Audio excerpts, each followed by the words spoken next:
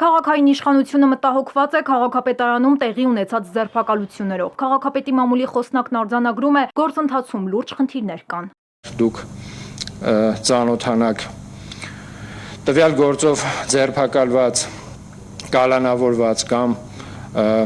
կալանքը մասնակի բավարարված մեր գործընկերների փաստաբանների հետ ու իրենցից լսեք, թե այդ մարդիկ ինչի համար են օրինակի համար մեղադրվում ու ինչի են անազատության մեջ կամ այսպես ասած տնային կալանքի, դուք կհասկանաք, դուք ինքներդ եք կհասկանաք, որ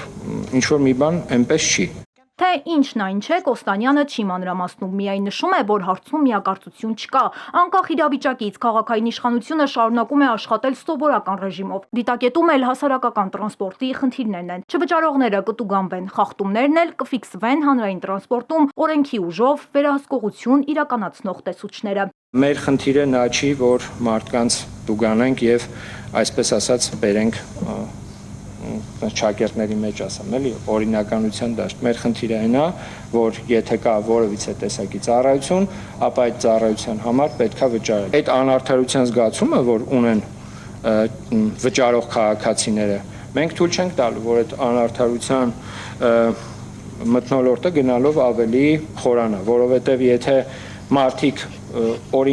օրինապահ մարդիկ զգացին, որ օրինակի համար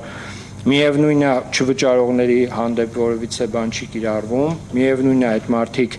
մեր վճարածի հաշվին նաև օգտվում են այդ ծառայությունից, կներեք, մենք ինչի համար ենք օգտվում, մենք ինչի համար ենք մեր երեխաների, մեր ընտանիքի անդամների համար գնում փաթեթներ առնում,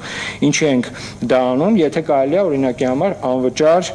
երթևեկել։ Քաղաքապետի խոսնակը տեղյակ չէ, որ Նախորեին ավտոբուսի 50 վարորդ ազատման դիմում է գրել։ Նրանք ասել են, որ ակնկալվող աշխատավարձից քիչ են վարձատրվում։ Տրանսպորտի վարչության խոսնակն էլ մեկնաբանել էր այս ամենը ու պնդել, որ վարորդները դեռ չեն էլ վարձատրվել, ուր մնաց դիմում գրեն ու հեռանան։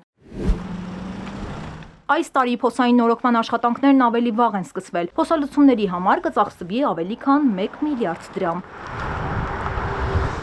Լենա Կարապետյան, Էպիկենտրոն։